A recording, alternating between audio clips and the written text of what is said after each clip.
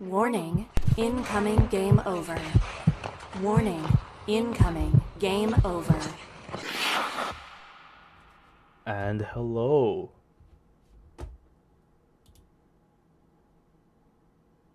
I'm just testing. Okay, cool. Hello. Welcome to Game Over Vancouver, and welcome to today's Canucks Warning, incoming game. post game breakdown. There's a lot to cover tonight, so let's just dive into it. First off, I just want to introduce myself. My name is Mark Sianquita. I have been a Canucks fan ever since I was a kid, from as long as I could remember. Started off idolizing Marcus Naslund as a kid, and in turn, was with the Canucks through all of the highs and lows, including the including the 2011 Stanley Cup run, and now I am here, just essentially giving the post game recap for today's game. This is my first time doing anything like this, and I am very, very excited to be here. Just to recap the periods for tonight, the main, story that I want to cover is Archie Baines being a first line forward. Was it worth it? Was it clickbait? We'll see. The second period, the main thing that I want to cover is us just needing a spark plug. It's a lot. Like, we went 3 games. Started the season off with 3 games and 3 losses, even though 2 of them were overtime losses. They still weren't wins. And the third, in the third period, it is, what changes do we need? But before we start with the first period, I just want to give a special shout out to our flagship show on the Game Over Network, Hyperdrive Hockey, which is all things hockey across various leagues in multiple countries. Whatever it is and wherever it is, Max and Daphne have you covered for all your hockey news with some fun Star Wars references mixed in. You can find Hyperdrive Hockey on the Game Over Network YouTube channel or wherever you listen to your favorite podcasts. So the main headlines coming into the game today was honestly, for one, just to see if Tampa was going to be, if the game was even going to be played. No, honestly, I just want to give a shout out to all of the residents in Tampa, especially since Hurricane Helene, if I'm getting that right, and Hurricane Milton, they unfortunately did destroy the city. But a special shout out to the 44 BC Hydro workers who were there to volunteer, and essentially to help restore power to the people there. And in all honesty, I'd say stuff like that is more important than hockey. I'm glad that they were able to watch the game tonight as Canucks fans, hopefully. Fingers crossed. Yeah, and a special shout out to David in chat. Canucks this season have 2 points over 3 games. Multiple ugly goals in each of his 2 starts. Very true. I'm gonna get into that right now, actually.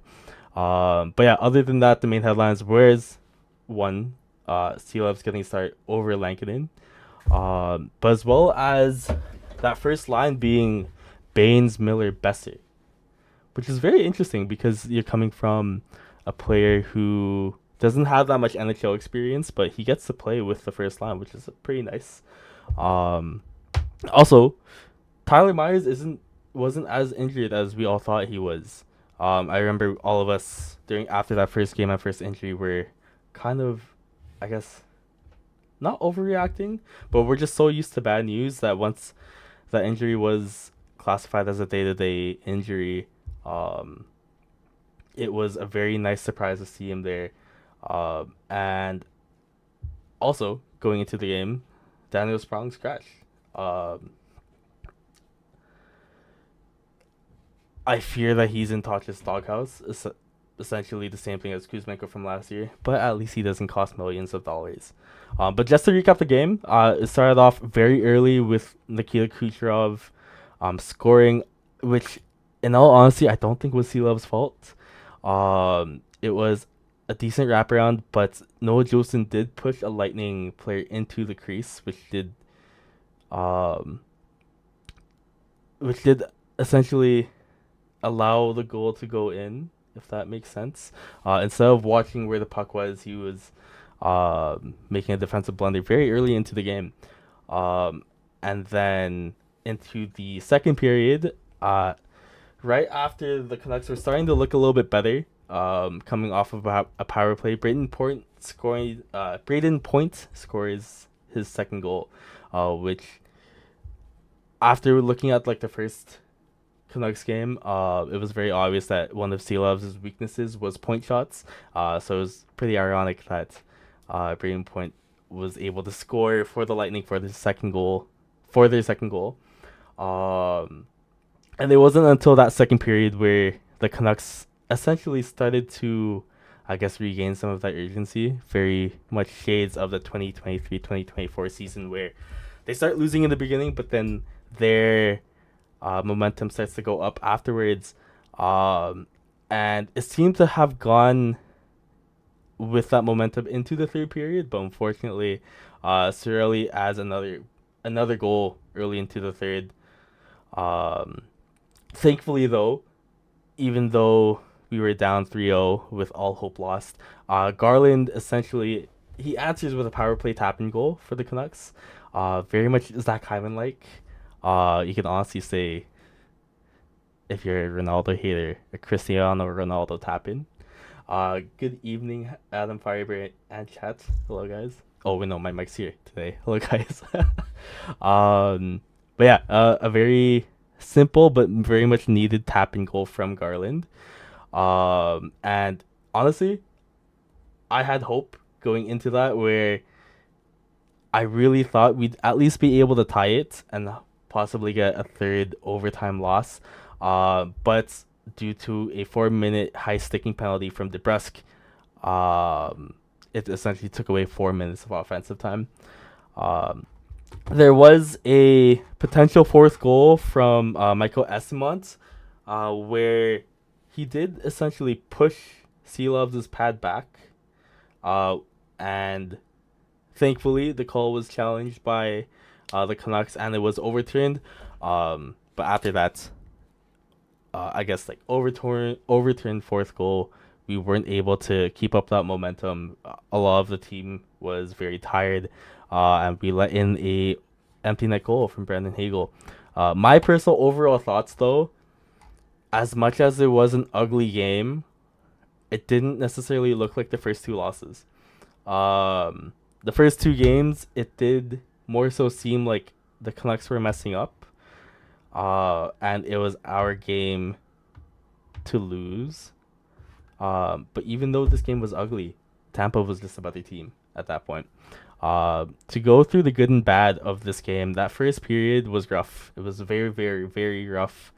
Noah Juleson as our main, or as our bot for right-handed defenseman is pretty rough. I do like him on the penalty kill. I wish I could keep that part of Noah Juleson on the team, but Juleson on the 5v5, I feel like he's just trying to make a name for himself and make plays, but those plays are all, for most of the game and most of his career, it's the wrong play. Too careless with sticks meant so much momentum. Very, very true, David. I also felt like the players' hands were really bad. A lot of the players just weren't in sync. And because of us not being in sync, we weren't able to play like tiki-taka cycling. We weren't able to catch the other team off their game. And instead, we were essentially throwing our own games. I will say, too, though, that I don't put this game on Seelovs in terms of the loss. It feels it's shades of Luongo in the sense where when we start losing, we blame our goalie. But he did make a lot of really good saves, especially in the power play at the first, where he was able to get an acrobatic pad save to get a dump out of the our zone. But I will say the main thing that has been bugging me this entire game and throughout the entirety of the first 3 games is our urgency. I feel like we're getting really complacent. When we were playing last year, we were essentially coming from the 2022 Canucks.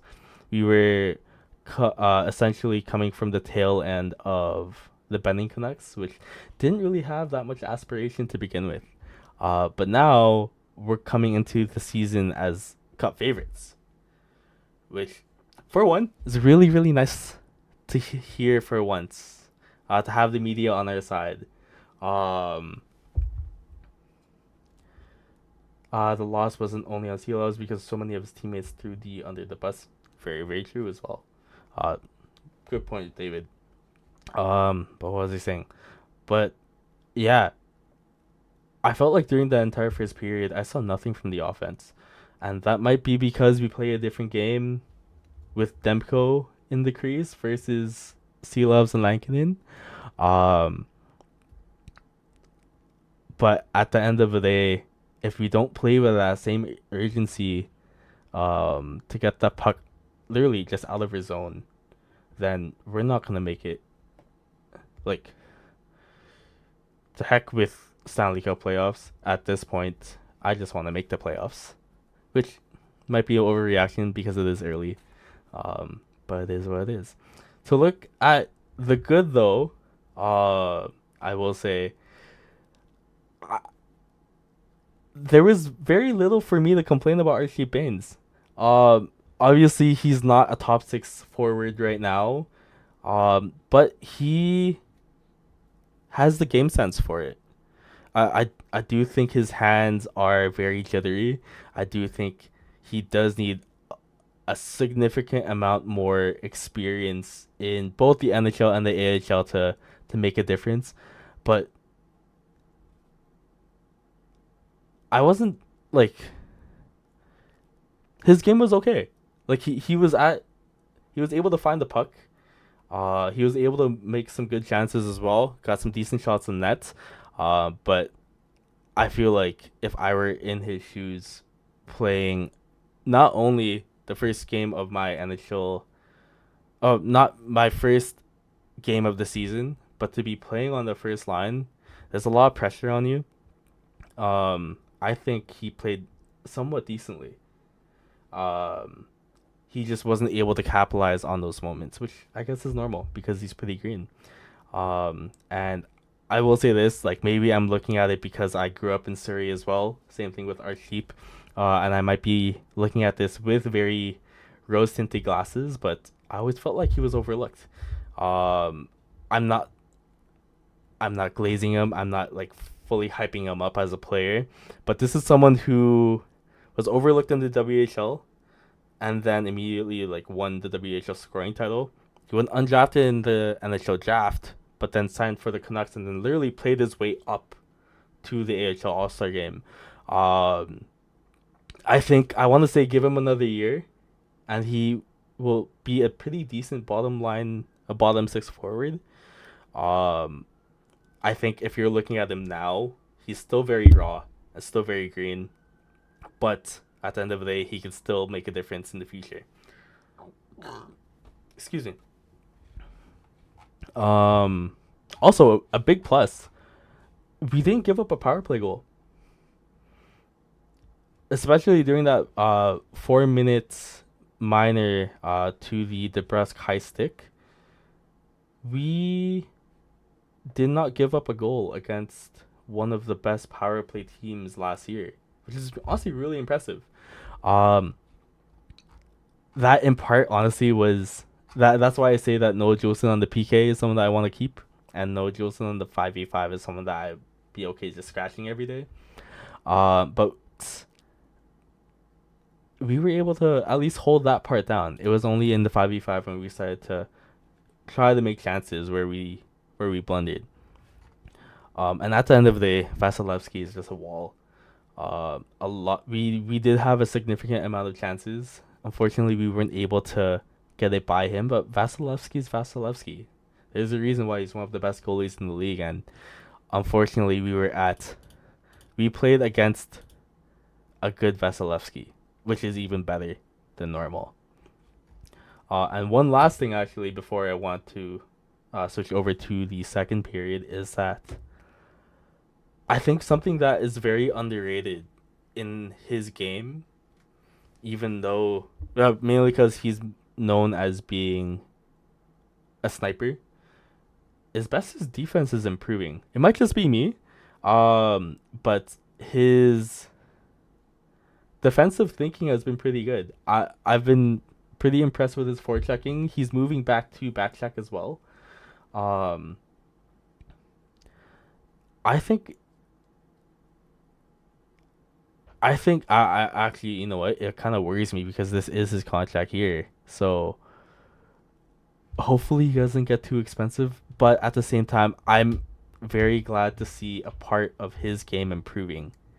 Let's see. Miller, Ratu, and Bluger won at least half of the faceoffs they've taken. That said, as much as the Canucks were perfect on the PK and scored the power play goal, they sure did not play well when not on the power play. Very true. And I think like I'm using Juleson as a scapegoat right now on the 5v5, but overall that game was ugly. But at least now we know which parts of our game we need to change. And I think, in all honesty, we're just missing a spark plug. And to move on to our second period, I just want to give a quick shout out to the overall Game Over network. So the Game Over network, which is the network that we're currently on, is an independent production focused on community, inclusion, and quality people. If you are interested in supporting the Game Over network, we do have crowdfunding options available.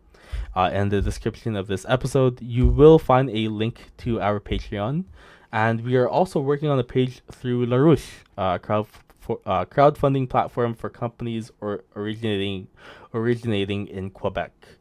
For LaRouche, we are aiming to raise around 15K, and if we hit that goal, we'll thankfully gain access to government grants, which will allow us to employ more people and to help our network grow.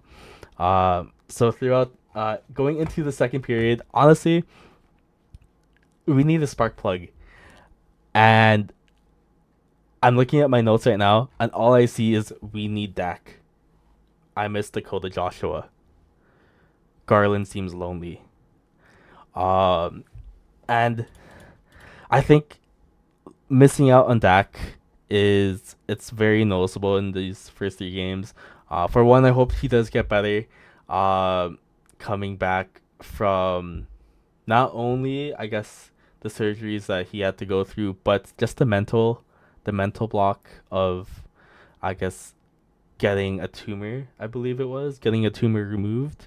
It's kind of tough, but looking at it from a game perspective, we need players like him. We need players that can come off the bench, rile up the other team, get our team more energized. And it was something that we were really missing because the main complaint that I've had in these first three games is energy, especially the early energy. Like we only really seem to play with urgency when we're trailing. I have, I guess, like war flashbacks from Game 7 against the Oilers where like we were trailing that entire game, and then we scored too late, and I was like, where was this energy and urgency like in the first two periods? And right now it's like the first three games more so, where's this urgency? I mean, aside from the first period in the first game, which I wish was the case, but we just need that momentum shift in all honesty. And having the adversity of losing these first three games, and to add on to that, with the adversity of these last three losses being really ugly, we just really need that spark plug to like turn on that switch. Garland's goal really showed us what like a true spark plug can do, which is give us momentum and give us hope. We need more players like Garland to really create energy and to lift the team when things are flat. In terms of, I guess, like who can be that spark plug, for one, obviously Dak. But I would say Demko. I want Demko. We really need Demko back. Going to what I said earlier, uh, the players just have that confidence on the ice when he's in net. Um, they're able, like the defensive line is able to pinch up instead of to hold the blue line and actually make plays because of that trust on their goalie to potentially stop a 2-0. And honestly, a lot of the times a big save from him can really, for a lack of a better word, turn things around. Um, yeah. And yeah, honestly, that's essentially that for the second period. Um, Going into the third, if you guys are a fan of other teams, which is interesting if you're fans of other teams. But anyways, if you like multiple teams or if you just want to watch your rivals, you can check out all of the other Canadian Game Over markets. All of the channels are linked on the main Game Over channel and on the Game Over network channel, that is. There's two other live streams going live tonight. There is the Flames game tonight against the Blackhawks, hosted by Peter and Anand. So make sure to check that out over on Game Over Calgary. And the Oilers game against the Flyers, hosted by Graham over at Game Over Edmonton. Huge fan of all of the Game Overs. Thank you, Adam. I appreciate you. And we appreciate you. Well, we as in all of us appreciate you as well. For the third period, the main thing is we need changes. Obviously, like looking at this game, if you were to look at the change that we need, it is I'd say our main priority would be another right-handed defenseman. We need someone that could, in my eyes at least, play the second defenseman role, alongside Carson Soucy. As much as I love Tyler Myers as a person, where like I will root for him to have a dirty dangle at least once a game. Having him and Soucy, where they're both defensive-minded defensemen, it's nice, it's consistent, but it's something that can leave a lot to be desired offensively. If we were to get a right-handed player like, and I will say this name, ignoring what happened in the playoffs, but a player like Ian Cole, where they're able to just play consistently, play good defense. I don't want to say be invisible, but not essentially be the playmaker. We need a player like him on the second line. Having Forber and Desjardins on the third pairing, it's not bad. I do like Forbert's game, especially in the second game. But Desjardins for sure, I don't see him as a regular season player. I see him more so as a playoff player, where he's able to rile up the other team, but essentially that's his role. Kind of like Nikita Zadorov, where his regular season wasn't the best, but he shined in the playoffs. We just need a right-handed version of that. That being said, I also don't see a problem with just playing two left-handed defensemen, if we can just have them cycle through on the offense. Obviously we traded for Brandstrom, I believe it was like last week or 2 weeks ago. And he's playing in the AHL right now, but I do potentially see him being called up to have a chance. If we could also, like, you kind of like how back in the day when, if you were doing fantasy, you could have Gretzky goals. You can have Gretzky goals and Gretzky points. If we could take Juleson on the PK and start him, and then just scratch Juleson on the 5v5, I would also be okay with that. Um, but most definitely having a another five, having a another right-handed defenseman would be pretty good. Um, Another change that I do also want to see moving forward is to move Garland up onto onto PD's onto PD's wing. Um, I think having Hoglander, Ratu, and Garland, or even just having Ratu as the center, I think they're just trying to emulate, I guess the Bluger, the Bluger Garland Joshua line. But obviously that line is special and it's not really something that you can replace. And I do think Garland needs to play with a creator a little bit more. So they actually played this line earlier tonight, late in the third, where they played Hoglander, Patterson, and Garland, which honestly showed a lot of promise in my opinion. I do think they were a bit more fatigued to actually make a difference. But even though the depth in the bottom six forward lines does get pretty thin, I do think having the competent forwards on the first two lines without spreading it honestly could make a difference. Because at the end of the day, if all four lines are just going to play mediocre, then the whole team essentially is mediocre. This Canucks team lacks speed and good goaltending, bar Demko. I agree and disagree, actually. So I agree in the sense that the team lacks speed, but what we don't lack in is creativity. But the thing is, when you rely on the creativity to make that difference, and when you rely on that to possibly be the game changer, everyone's minds needs to be synced up. Where you're able to make the no look passes, where you're able to make the drop passes and know that someone's going to be in the slot, for example. But I think I'd say, like, except for Hughes and Garland, yes, we do lack speed, but the team does have that creativity to carry the puck into the game, into the offensive zone. Yeah, good point though. I do agree. Um, but yeah, that is the third period. Going into overtime,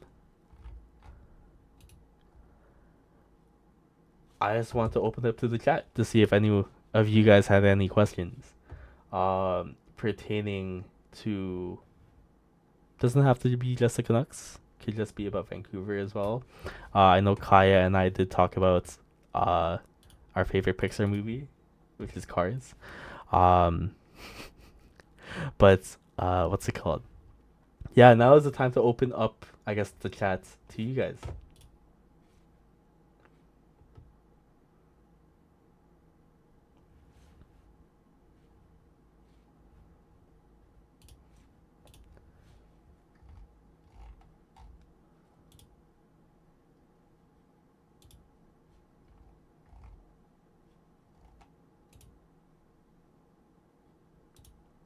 Ooh, actually, one thing I did want to talk about is the Columbus, Florida game. I do see your question, Adam. I want to quickly just talk about the Johnny Gaudreau tributes really quickly. Um, I know the NBA did this in what's it called? In 2020 when Kobe passed away, where they would have like a 12 what's it called? A 24-second shot clock violation, which I thought was a really good tribute. But I do love how they left the first 13 seconds go by in honor of Johnny Gaudreau. Rest in peace. And the cherry on top is Sean Monahan scoring for Columbus and pointing towards the banner that Columbus recently put up. But yeah. Okay, so how do I feel about Jake DeBrusk? I really liked him in the preseason, but I do think his game will depend on PD. I think at the end of the day, PD is the person that runs that line. I was looking at the Reddit thread, and all I saw on that Reddit thread was how I guess invisible PD was, but he was playing pretty well. But going to the Brusque though, I do feel like I don't know if him individually is able to make that turn. I do like him on the power play. The first two games, or I'd actually say the first game because I was watching him mainly throughout that first game. He had a lot of chances on the power play. I do really like him near the net. Um, he's able to find the puck on the rebounds that are needed. Uh, I think, but I will say I do think if he can get one goal, that is gonna essentially start a wave where he's gonna continue to keep scoring. I think, but I do think his success uh, is directly correlated with the success of PD. So we will see. I do like him as a player. Him on Boston was really annoying, but I'm glad that he's on their team. That's all. Um, but yeah, that is that's essentially it for today's show. Uh, I just really want to quickly say thank you to everyone, in the chat, and thank you to everyone who tuned in to the live show. Like I said, this is the first show that I've hosted. And hopefully we can get many more to go. The next show, if I'm just gonna quickly pull up the Canucks schedule, is going to be this Thursday at 4. I do believe it's going to be led by Zach, but we will keep you guys updated on that soon. But other than that, thank you guys for coming. Please like and subscribe to our channel. Not only to our channel at Game Over Vancouver, but the entirety of the Game Over network. And we hope to see you guys soon. Thank you.